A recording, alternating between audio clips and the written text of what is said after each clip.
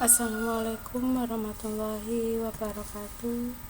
Yang saya sayangi dan saya banggakan anak-anakku, siswa-siswi SMK Saraswati Salatiga. Puji syukur alhamdulillahirrabbilalamin, pada kesempatan kali ini kita dapat berjumpa kembali dalam pembelajaran daring mata pelajaran pendidikan agama Islam dan budi pekerti. Sebelum mengawali perjumpaan pada saat ini, marilah kita menundukkan kepala sejenak untuk memohon kepada Allah Subhanahu wa Ta'ala agar apa yang nantinya kita pelajari dapat bermanfaat dan juga membawa keberkahan untuk kita semua. Menundukkan kepala untuk berdoa dipersilakan. Doa selesai. Ya, anak-anakku semua, pada pembelajaran saat ini saya akan melanjutkan materi pembahasan tentang menghindari pergaulan bebas dan perbuatan zina.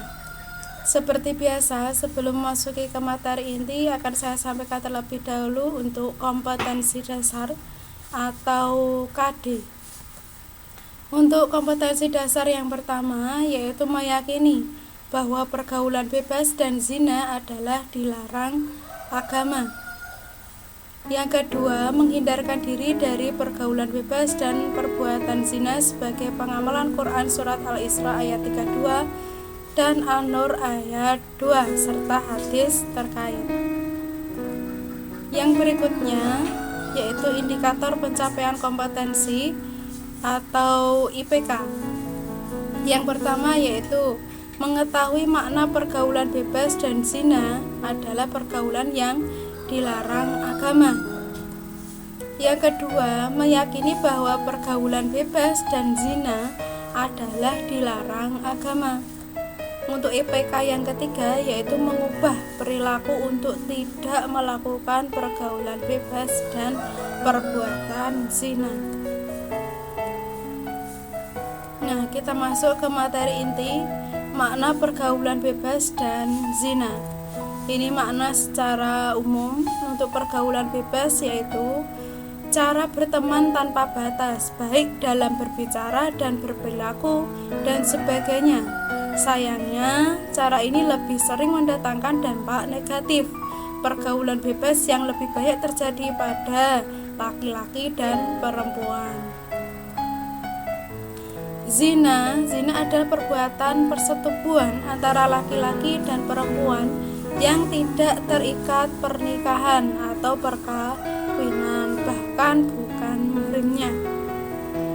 Zina bukan hanya di saat manusia telah melakukan hubungan seksual, tetapi segala aktivitas seksual yang dapat merusak kehormatan manusia termasuk dikategorikan zina. Ini bukan hanya seksual saja ya.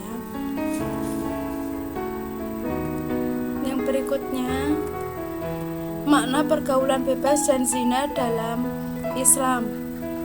Pergaulan bebas menurut agama yaitu pengertian pergaulan bebas menurut agama yaitu proses dengan orang lain terlepas dari ikatan yang mengatur pergaulan. Pergaulan bebas tertuang dalam surat An-Nur ayat 30 sampai dengan 31 bahwa hendaknya kita menjaga pandangan mata dalam bergaul. Nah, kita menjaga pandangan. Zina berdasarkan hukum Islam berzina termasuk salah satu dosa besar.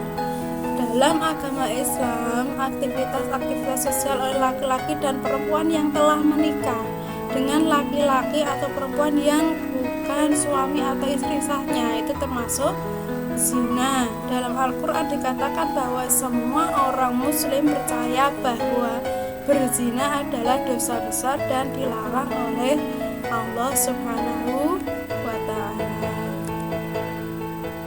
Seperti juga dijelaskan dalam Al-Quran, dan janganlah kamu mendekati zina, sesungguhnya zina itu adalah suatu perbuatan keji dan suatu jalan yang buruk. Nah, kita mendekati saja tidak boleh, apalagi melakukannya. Ini ini dalam surat Al-Isra ayat 32. Sekarang lanjut ke hadis.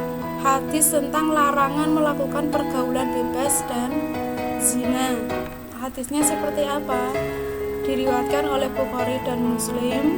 Barang siapa beriman kepada Allah Subhanahu wa taala dan hari akhir, maka janganlah berdua-duaan dengan wanita yang tidak bersama mahramnya, karena yang ketiga adalah syaitan. Hadis riwayat Ahmad. Ketika kita bepergian dengan wanita yang mana wanita itu bukan dengan mahramnya, semisal tidak dengan kakaknya, tidak dengan bapaknya atau kakeknya, tapi dia sendirian, ya kita dilarang untuk bepergian bersamanya. Ini bagi yang laki-laki. Lanjut.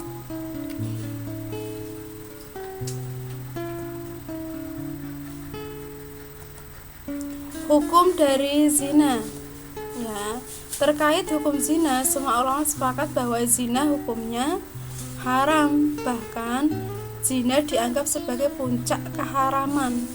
Hal tersebut didasarkan pada firman Allah Subhanahu wa taala dalam Quran surat Al-Isra ayat 32. Menurut pandangan hukum Islam, perbuatan zina merupakan dosa besar yang dikategorikan sebagai perbuatan keji, hina, dan buruk. Nah, ini hukumnya haram apabila dilakukan mendapat dosa dan apabila ditinggalkan mendapatkan pahala. Ini namanya haram. Jadi zina itu haram. Yang berikutnya, kategori zina. Perbuatan zina ini dikategorikan menjadi dua, yaitu zina muhson dan zina ghairu muhson. Untuk minggu yang sebelumnya atau video saya sebelumnya sudah saya jelaskan untuk zina muhson, saya singgung, dan zina ghairu muhson. Apa itu zina muhson? Yaitu pezina yang sudah balik, berakal, merdeka, dan sudah pernah menikah. Hukumnya terhadap zina, hukumannya yaitu dirajam atau dilempari dengan batu sampai meninggal.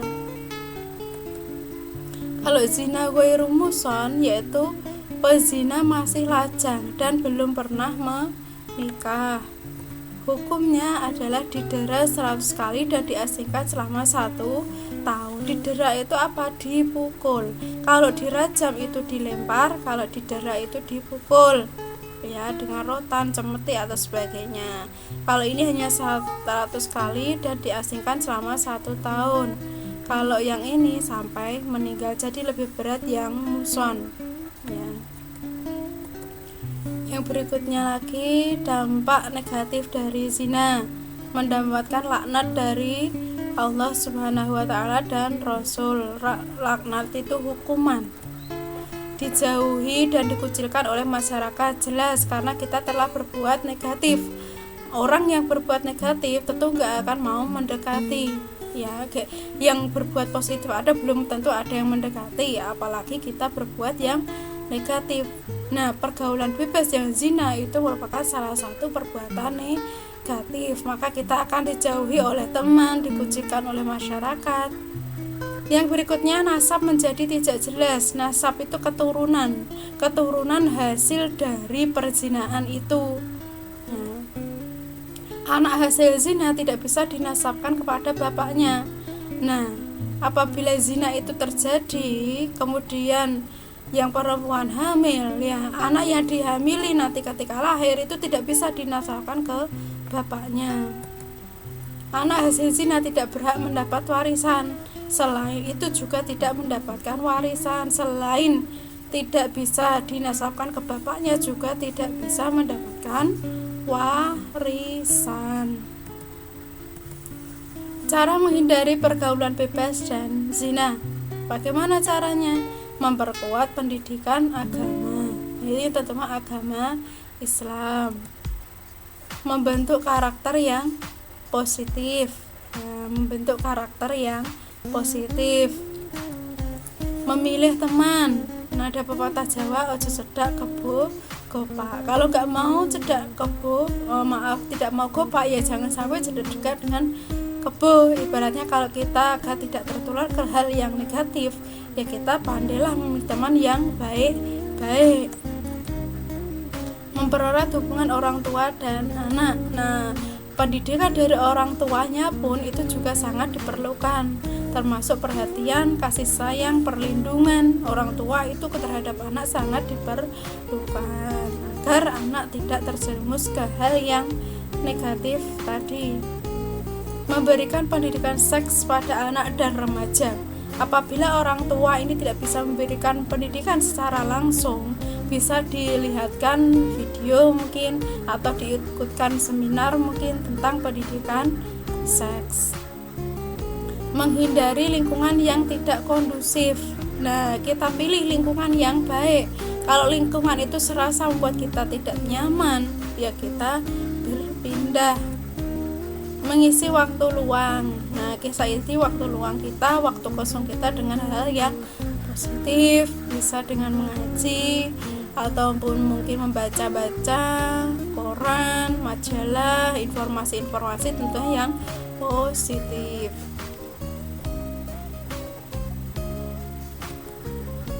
Memperluas pengetahuan. Nah, ini jelas, pengetahuan jangan sempit. Kemudian memperbaiki komunikasi dengan keluarga. Nah, komunikasi bukan hanya dengan orang tua tapi juga dengan keluarga. Taat kepada hukum. Kita tahu hukumnya seperti apa, kita taati. Menerima diri sendiri. Nah, kita bersyukur dengan apa yang kita miliki. Jangan kita selalu menengok ke atas, kita selalu melihat kelebihan orang lain sehingga kita tidak tahu bahwa ternyata dalam diri kita itu memiliki kelebihan. Kita jadikan kekurangan yang kita miliki itu sebagai kelebihan yang tidak dimiliki oleh orang lain. Itu menerima diri sendiri itu perlu. Membatasi pergaulan. Nah, ketika bergaul juga dibatasi, ojo angger main sana main sini, templok sana templok sini, jangan. Kita harus bisa memilih teman tadi. Menetapkan tujuan hidup. Nah, ini kita punya target ya, kita punya target, apalagi kita punya step, kita rancang. Nah, itu lebih bagus sehingga waktu kita tidak terbuang karena kita sudah punya tujuan, sudah punya target. Menjaga tingkah laku. Nah, selain kita melihat lingkungan, kita juga menjaga tingkah laku kita. Jangan sampai itu terjadi gara-gara kita sendiri yang tidak menjaga tingkah laku, ucapan, pakaian, dan sebagainya. Membatasi waktu di luar rumah. Nah, ketika waktu di luar rumah juga harus dibatasi. Ketika waktunya pulang, waktunya sudah di rumah, ya di rumah. Apalagi jikalau malam hari itu saatnya untuk istirahat, karena siangnya paginya untuk beraktivitas kembali, terutama ini untuk yang anak perempuan. Nah, itu tadi untuk bagaimana caranya agar kita bisa menjauhi pergaulan bebas dan zina yang merupakan penutup dari pembahasan kita tentang pergaulan bebas dan zina. Mungkin anak-anakku semua masih ada yang ingin ditanyakan, ada yang mengganjal, silahkan bisa langsung ditanyakan ke Bu Nurul atau mungkin bisa chat ke nomor WhatsApp yang telah dibagikan di grup kelas, ataupun juga bisa komen di video yang Bu Nurul berikan. Ya, demikian tadi untuk pembelajaran pada saat ini. Marilah kita tutup bersama-sama dengan membaca hamdalah bersama. Alhamdulillahirrabbilalamin. Lebih dan kurangnya pun minta maaf. Sampai berjumpa di pembelajaran berikutnya. Akhirul kalam. Wassalamualaikum warahmatullahi wabarakatuh.